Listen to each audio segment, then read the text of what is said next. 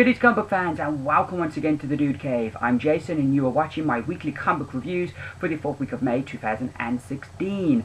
A bit later than usual, but it was a big week, 26 books to review this week, so without further ado, let's get into those reviews. So as always, we're going to start up with the video with the rapid fire roundup. What this part of the video is, the books that didn't make my comics of the week, I'm going to review them, I'm going to go through them, try and do it in about 30 seconds a minute per comic. I'm just going to go through what I like, what I didn't like, and then give it a score out of 5 stars. 21 books to get through this week, so I'm hopefully can do this as quick as possible to get through all of these in a reasonable time. So let's get into this. So first off, we're kicking it off with DC, and we have Grayson, issue number 20.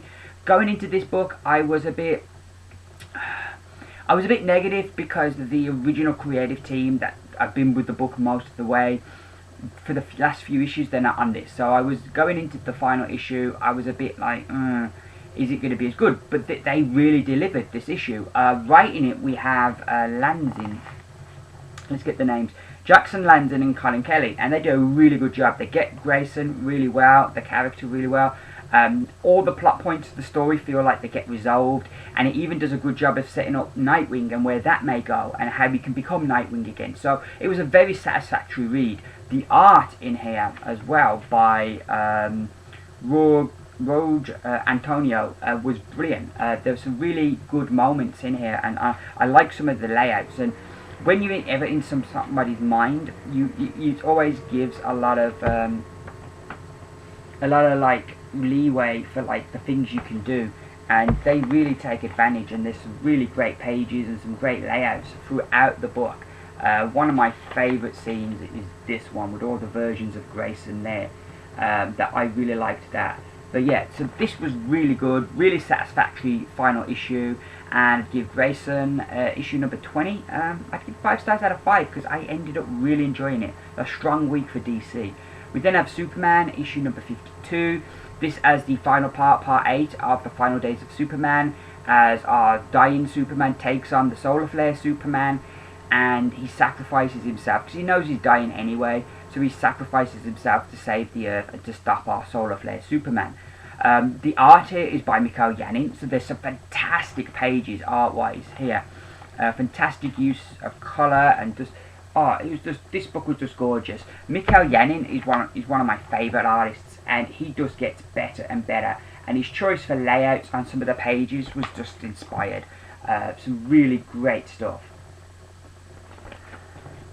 So art-wise, the book is gorgeous. Tomasi really gets the Superman character, and the Superman goes out on a high note, while also leaving little strands of story that we can catch up on later. But yeah, this was fantastic. Really enjoyed it. I give Superman issue number 52 5 stars out of 5. I then have Superman Lois and Clark issue number 8. This was brilliant as well, as it concludes the series with our Superman from Another Earth. We get the culmination of his storyline with the Hank Henshaw stuff, though you feel that isn't completely finished yet. But the story is top and tailed by Lois talking with their son Jonathan about who they are and about where they're from and about what he might be able to do. And that really grounds the book, those scenes, and really this book has all been about family, and it has been a brilliant read, and it ends on a brilliant note. And I love like how Lee Weeks, he draws their dog brilliantly. There's some like really good scenes with the dog's like observing, like the final page where they end on like that he learns to fly, their son does, and look at the dog like, you know, up on his hind legs. So yeah, the art here by Lee Weeks was great, and just the whole story and the way they capture the family, and this Superman feels so authentic of this Superman as well. I just really enjoyed it. And it was a good culmination to what's been a really good Superman series, and I give Superman Lois and Clark issue number 8 5 stars out of 5. So our final DC book in here, we have We Are Robin issue number 12. This is the final issue as well, and it kind of deals with the aftermath of the last issue as the Robins come together for one last time. I felt the story wasn't as strong as some of the stories we've had, that this has been a really strong run, and just the last issue wasn't quite as strong. There were a few beats in the story that I really liked. like the one scene with Duke and Alfred that I really liked at the end, and I kind of like the general message of like that even though one of our own's gone off the rails, we're not going to abandon them, and I liked that part of the story as well. Really going to miss this series. I give We Are Robin issue number 12 4 stars out of 5. So moving to IDW now, we have issue 2 of the X-Files. This is set during the miniseries that recently was on TV.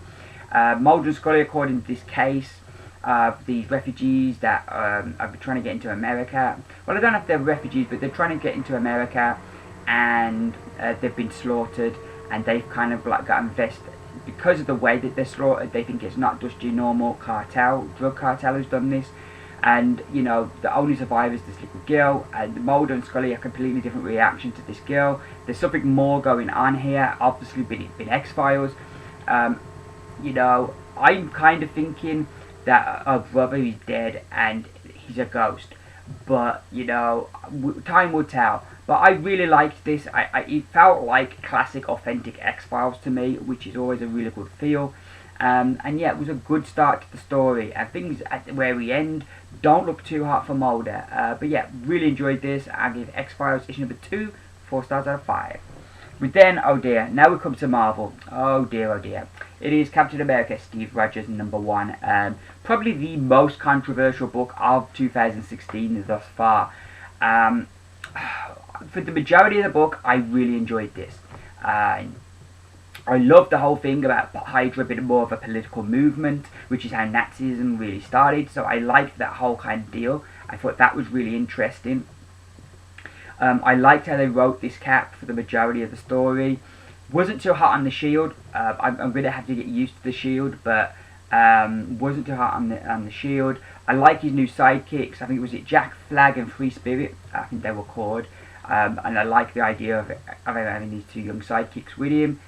So yeah, for the majority, and this side story with his mom and this Hydra woman, kind of looking out for his mum, I kind of like that as well. I think that's a red herring and that's going to go nowhere, or at least I hope it does. I don't want his mum to have been a Nazi, and I don't want them to kind of do that kind of deal.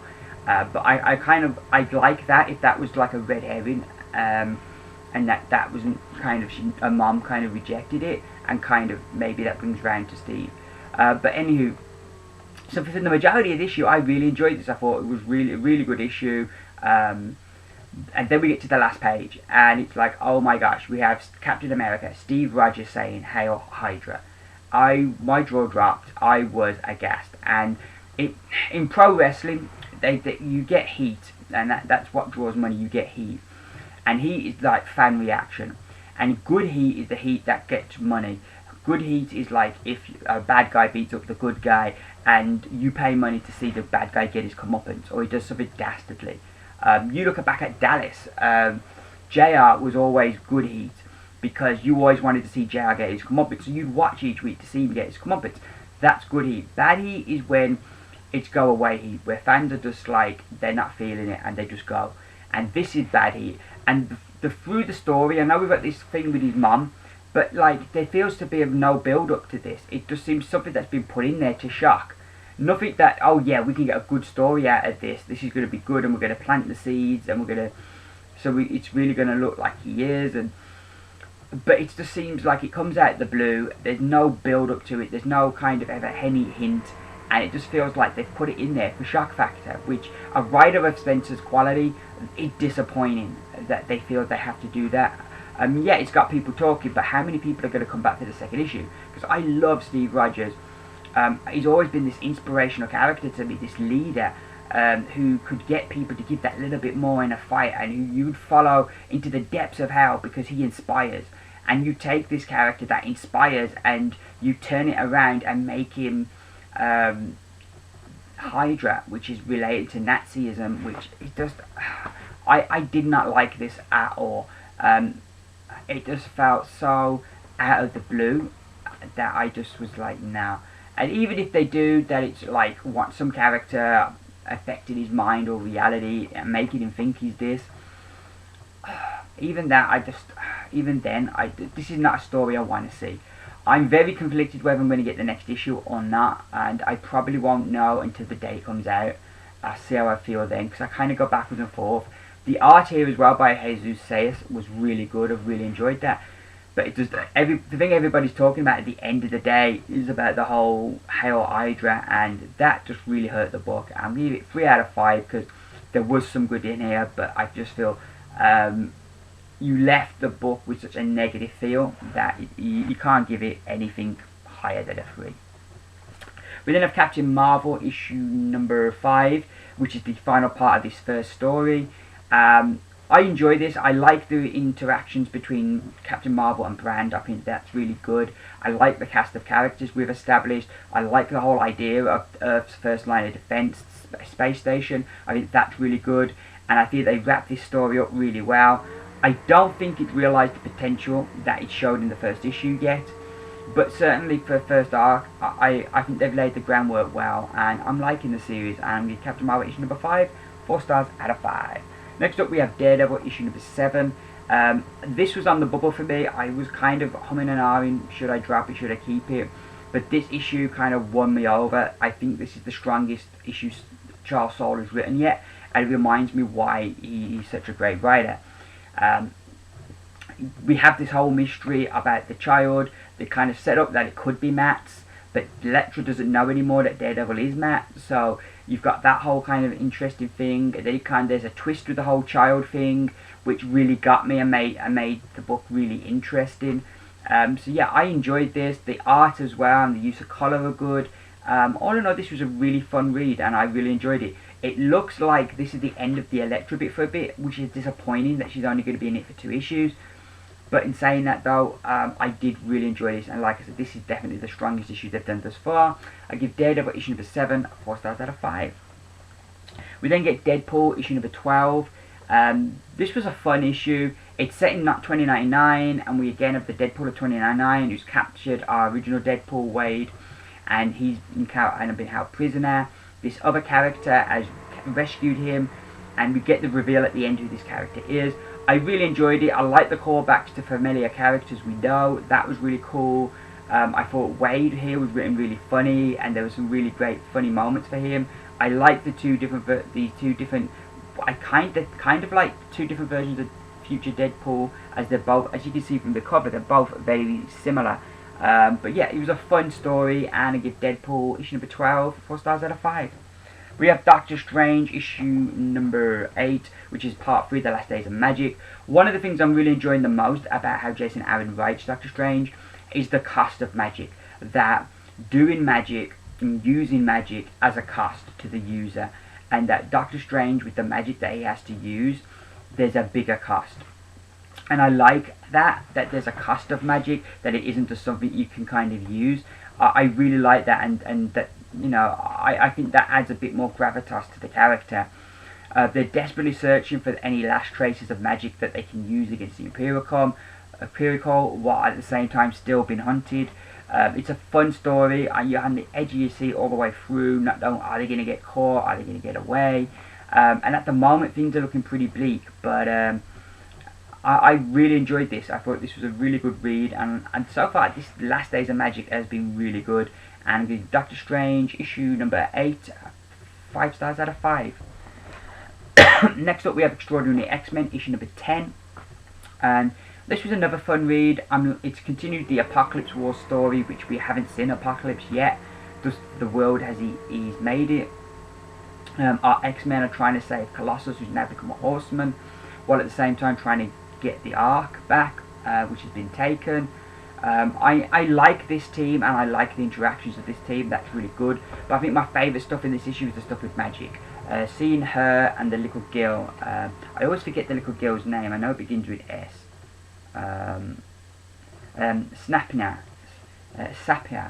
Sapia. I like her, but there's something I think a bit dark about her, so it's going to be interesting to see how her story develops. There's a really great scene between Forge and Magic, which is brilliant as well. All in all, I'm really enjoying this book, and I'd give this issue of Extraordinary X-Men 4 stars out of 5. We then have the Mighty 4 issue number 7. A really well written issue. I like the whole thing of, again, I'm terrible with names. Boldorf the Black is brilliant. Brilliant character. I really loved his story. And a whole kind of mythology kind of feel to it. Mythic kind of feel to it. My one gripe is I don't remember the art being this bad in the first issue. It's really muddy and there's not a lot of detail, so I really did not like the art here. I like the idea of us having two artists, but I didn't like the art this issue. And then kind of when we get to the modern day stuff, Richard Dowderman takes back over and the art picks up. But yeah, I didn't like Gara's art. I liked it. I seem to remember I liked it last issue, but here it was just too muddy, and yeah, I didn't like it. But I like the story, so I'm going to give 4, issue number 7. Yeah, is it 7? Yeah, it's 7. 4 stars out of 5. We then have Miss Marvel, issue number 7. I read this straight after Captain America, and thank God it washed that bad taste out of my mouth that Captain America had left me with. This was another fun issue. We have Miles Morales, his school, and Miss Marvel's school are both in this competition. Miss Marvel knows that Miles is Spider-Man, but he does not know she's Miss Marvel. So there's these really great moments, and with the two characters interacting, and the whole kind of high school drama kind of deal with the two teams of science geeks trying to, you know, win this prize. I really liked it. It was a really fun issue, and the things that I love about Miss Marvel were here in abundance, and it was just another really fun issue. And I give Miss Marvel issue number 7 4 stars out of 5. A good read. We then have Spider-Man Deadpool issue number 5. This was brilliant. This is the best Deadpool book on the shelf. If you're only going to read one Deadpool book, make it this one. Deadpool has been hired to kill Peter Parker. He thinks Peter Parker is this evil scientist, so he's going to kill him, while at the same time he's trying to become a BFFs with Spider-Man, not knowing, of course, that Spider-Man is Peter Parker, or Peter Parker is Spider-Man. So the last issue ended on the cliffhanger of Deadpool killing Peter Parker. This issue, we kind of deal with Wade realising he's made a mistake, that Peter Parker isn't this evil dude, and trying to put things right by saving him. I love the interactions between Deadpool and his wife. They're brilliant, and there's some really hilarious moments. I also love the interactions between Deadpool and Peter Parker. Those are really good. Another really fun issue. I thought this was going to be a mini, but says this story is going to be picked up in 2 issues time, in issue 8, and that the next 2 issues have got a different story. So I don't think it's going to be a mini, but I don't mind that because I've really enjoyed this. Like I say, this is the best Deadpool book on the shelf. Another really strong issue. Give it 5 stars out of 5. We then have Star Wars issue number 19, which concludes this current Rebel Prison storyline. I like the culmination of this. Everything wraps up nicely. Art-wise, we got you still on the book, which used an artist I don't always feel, but I did like his art as a whole here. I thought he does a good job. I like as well how Han and Luke try and come and be the heroes and save the day, but they end up getting captured, so it's Leia has to save the day.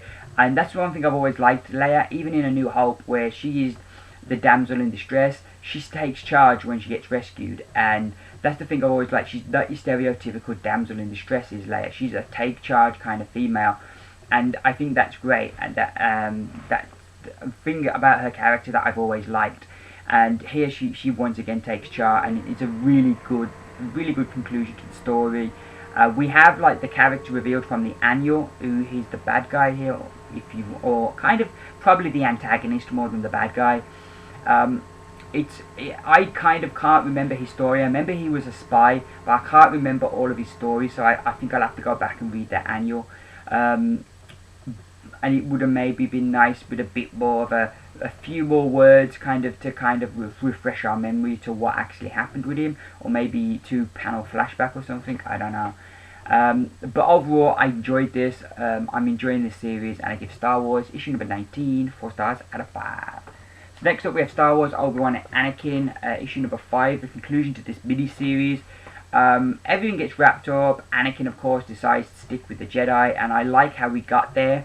That he kind of sees that Jedi are stronger together than apart, so that's really cool. I really like that, and I like the twist that the signal they thought the Jedi were the Sith, because they thought that was what Jedi were, and that's why they sent this distress signal out. So I really liked that. I liked that little wrinkle. I thought that was really good, and I liked like the whole kind of story of these two people fighting. They're so focused on fighting, they're not looking at how they could maybe repair their world and build for the future. So I like there's a lot of beats here. I liked the story. The thing that's most interesting in this book have been the scenes between Anakin and Palpatine, and we get none of that this issue. Overall though, I did feel this was a strong conclusion, and I'm going to give it 4 stars out of 5. So, final Marvel book, it is Weird World issue number 6. I did not realise this was the final issue. I was flabbergasted when I got to the end. As a final issue, it's a good issue on its own. The art, once again, by Mike Del Mundo is brilliant. He just excels himself with every single issue. It's just so well suited to this book, this Weird World kind of book. We get the origin of Morgan Le Fay and how she ended up in Weird World and everything that's kind of going on there.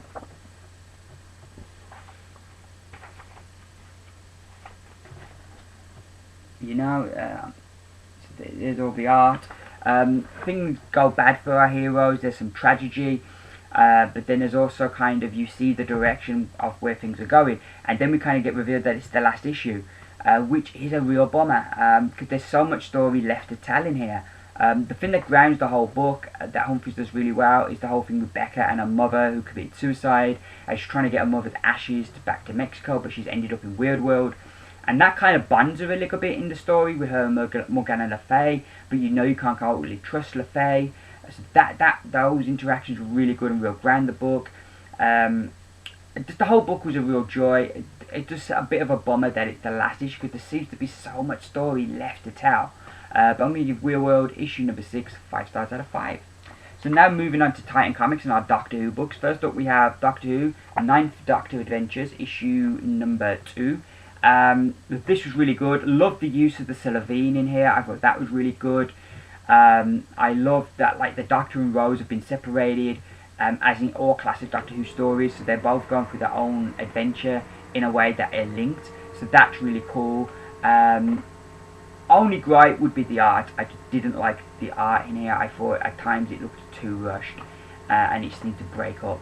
But I'd give this issue of the 9th Doctor, I would give 4 stars out of 5. We then have the 10th Doctor, Year 2 Adventures, issue number 10. This was kind of, some ways you could look at it as a filler issue, but then kind of what happened is kind of building into the bigger story that's going on, and kind of the big bad that the Doctor's going to have to face up to, something that he's running from, that he's going to have to eventually face up to. He can't run forever.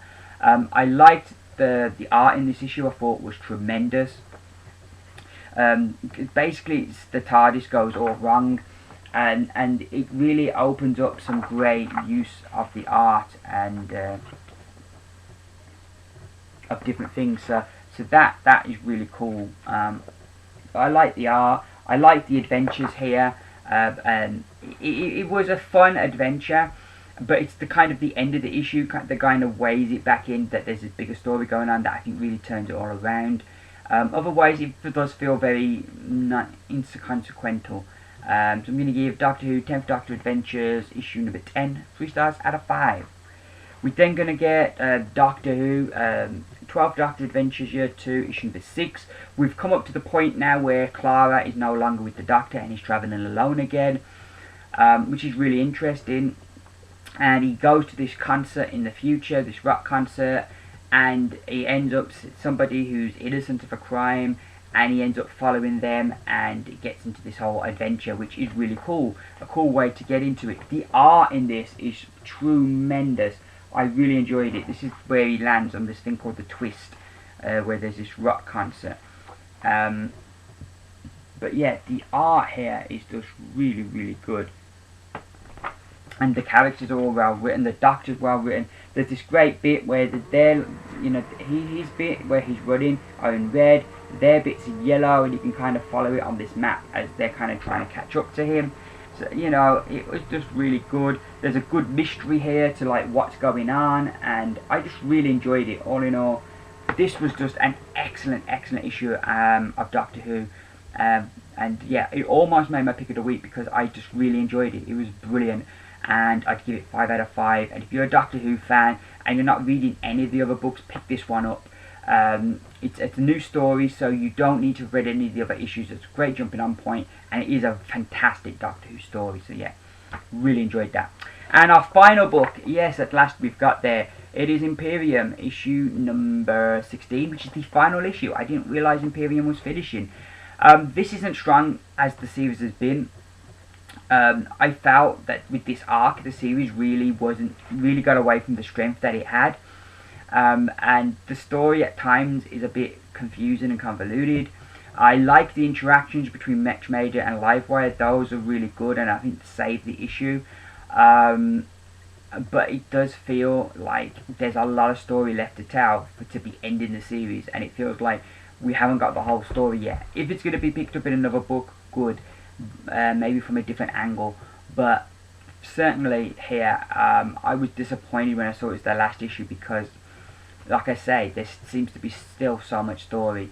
So I'm going to give Imperium issue number 16 3 stars out of 5. So those are all the books in my rapid fire roundup. That means there's only 5 books left to review. Those are my comics of the week, and they're coming right up next. So here we go, it is time for the comics of the week. We've got 5 books to go through here. It was a great week to be a DC fan, as DC brought out some really good books this week.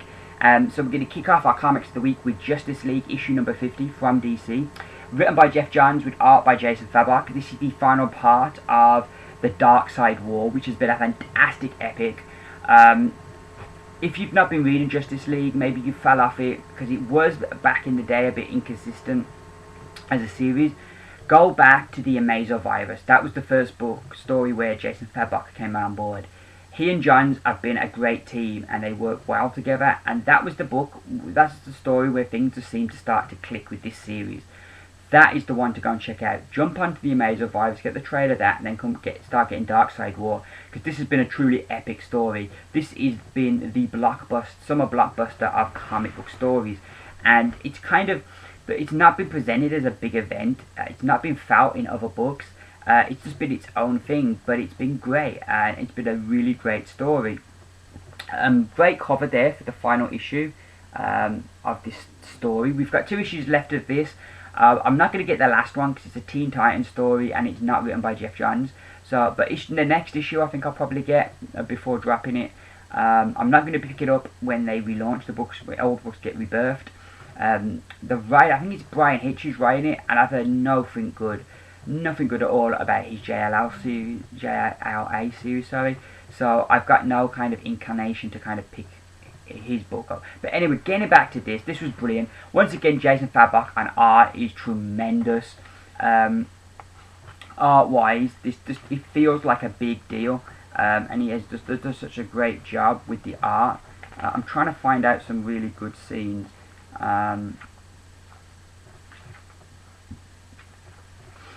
This double page spread here, which is just tremendous. I just absolutely loved what he does with the art here. Really great. I love that a lot of the story, Wonder Woman is a really character in the forefront of the story, and I really loved that. And I would love to see a Jeff Johns Wonder Woman series after reading this, because he does a really good job with her character, really well. Everything kind of gets resolved and wrapped up, and you leave the book feeling very satisfied that questions have been answered, but then there's new questions. The answers to some of them provide new questions, like while Batman was in the Morbius chair of the God of Knowledge, he has to see the Joker's secret identity, and there's a big secret that comes out of that, which is really cool, but they don't reveal the identity. It just produces a bigger question, which I really loved. So yeah, there was a lot of really cool things in here, and repercussions and stuff. We could see the beginning of the effects of Superman and what's going to eventually kill him. So yeah, there's a lot of great stuff here, a lot of great things get resolved, and it was just a very satisfying read. A lot of fun, really enjoyed it. So yeah, Justice League issue 50, one of my comics of the week. So next up we have Bloodshot Reborn, issue number 13. This features the final part of the Analog Man. It's got a cardboardy cover on, so it feels like a big event. Also, I love this in the back. where you get like the pages at the back where it takes you with you have the layouts, the inks and the colours, and it shows you through the different stages, and they talk you through it of why they did what. So I love those bits. I find those bits really interesting. This story was tremendous. We have Bloodshot. It's set in the future. He's living his life happy with magic in the wastelands with this little village. Occasionally he goes to the big city and steals some water because the technology doesn't recognize him, so he can sneak in and out real easy. Ninja comes to him for help. He gets back to his village, finds that he's not only has magic been killed, the love of his life, but his whole village has been slaughtered by the Shadow Men, these kind of almost Tusken Raider type characters. So they go and so Ninja teams up with him to go and get revenge on this village in agreement that he'll go and out Ninja free the world. So this is who is kind of going Ninja to free the world, and we had that midway through the story you get this fantastic twist that I just never saw coming, but that is awesome and makes sense of everything and makes why this story is relevant to the modern day, and it is superb. I never saw it coming, but it works so well, and it just you end up like really looking forward to like our next story, which coming up is going to be I don't know if there's a page here where it shows it, but it's going to be Bloodshot Island, this island of all these different Bloodshots, because there's been more through the years. So I really like that. I love where the series ends up, and this was just a fantastic story. Ends really satisfying and really good. Really great stuff from Lemire. Really real tour de force of writing from Lemire, and I give yeah. So I was going to say I'd give it a score, but obviously it's in my comics of the week, so we would get 5 out of 5. But yeah, Bloodshot Reborn, issue number 30, one of my comics of the week. Really great issue. We then have Divinity 2, issue number 2. I love this cover. This cover was awesome. Certainly, if I was still doing cover of the week, that would have been my cover of the week. Getting into the book, everybody raved about the first Divinity. I thought it was okay. It didn't really rock me as much as a lot of people. But this one I felt has been much stronger, and I've really enjoyed it. Now this has got a cardboardy cover as well, so you get that, and as always with Valiant, you have like last time kind of there. I'm trying to find the character's name because I can never remember her name. Mishka. So this Mishka, who went on the same flight as Divinity, and he left her behind, and she's come back with the same kind of powers, except she hasn't got his kind of, where he wants to kind of help the world and do what's right. She kind of just wants to make Russia strong again. So they've got totally different kind of ideas. So obviously the heroes of the Valiant universe are worried about this, and so Divinity steps up, and that he's going to go and he's going to speak with Mishka and try and stop things from going too far. Which leads to this great confrontation between Divinity and Mishka. Brilliant stuff. Love the issue from start to finish. Such a joy to read. Fast-paced story. Nothing you don't going to get like other books might have kind of waited out for their confrontation. Next issue might have ended on them coming face to face, but not Valiant. They give it you all in the one issue. The story goes along at a really nice pace, and you're just left with a really great issue of a story that I'm really enjoying, of two characters with the same powers but totally different attitudes of how to use those powers, which I just find fascinating and just a really great read. So yeah, Divinity 2, issue number 2, one of my comics of the week. So our penultimate comic of the week is from Image, and it has the Rockstar-esque lineup of Rick Remender writing it, Sean Murphy on art with Matt Hollingsworth on colours. It is of course Tokyo Ghost, issue number 7. This series just gets better as it goes on, as we now understand what is the Tokyo Ghost. I like this. I like how she kind of takes on the villains, and she takes down the like kind of head of the villains, but that just ends up causing her a bigger problem, which I really liked. I loved seeing Dent dealing with what he's done and kind of losing himself in all of this technology because he can't face what he's done. So yeah, this was brilliant. Really enjoyed this. It was a really good read, and yeah, it was a really good read, and the art is great, and I just love this world. I don't know, I get a feeling I read in here somewhere, I don't know if this is going to be an ongoing, or if it's kind of if they've got like a frame of how many issues it's going to be. But I would love to see more of this world, and kind of, if she does take down New Los Angeles, what about the rest of the world? Are they lost in technology as well, and do they have their different people like the villain we've met in this one? But yeah, I'm just really enjoying this great book, and I love now how the title is making sense. But yeah, great stuff. Animate Tokyo Ghost, issue number 7, one of my comics of the week. So our final book this week in the books of the week, it is DC Universe Rebirth, issue number 1. It has, oops, a daisy, I dropped that. You never saw that. And we had a lovely wraparound cover. What an awesome story. All the things that have bugged people about the New 52 are explained, why they're that way, what's happening.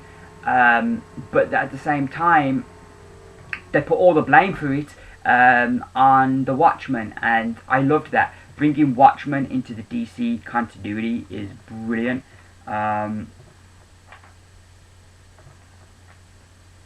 Like, we get like the epilogue, which is great, and it kind of ends with the watch, which you kind of, then you get the idea.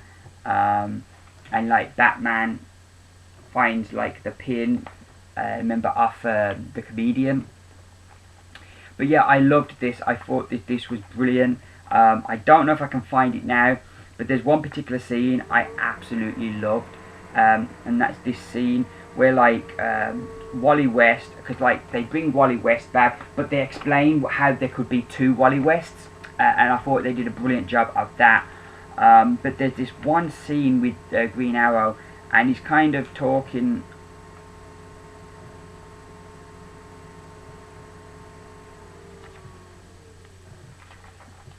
He's kind of talking us through. I'm trying to find it.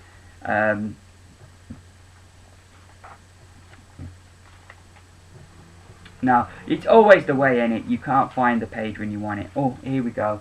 Where they're dealing with the aftermath of the Darkseid thing and the death of Superman, and there's this like one page of talking about things that have been lost and characters that can feel like connections, and how things should be. I just absolutely loved this. I dug it up. That scene was just awesome.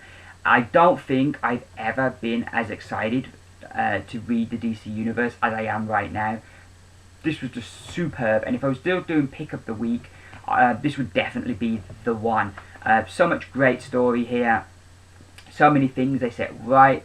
The more knowledge you have of the DC Universe before the New 52, the more you'll enjoy this, because it's kind of setting things right and resetting stuff and kind of expanding that there's reasons why things aren't known.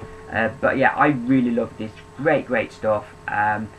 Like I say, never been so excited for the DC Universe ever. This was brilliant, and I give DC Universe Rebirth issue number 1, one of my comics of the week. So there you go, those are my books for this week. I will be back hopefully Monday or Tuesday with the books from the first week of June reviewed.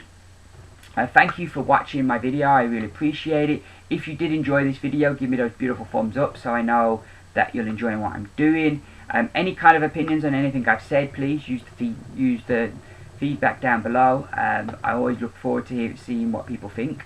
Like I've said, I will be back. All that leaves me now to say as we bring this show to an end. Once again, thank you very much for watching. I've been Jason, coming to you from the Dude Cave with my weekly comic reviews. Keep reading, and bye for now.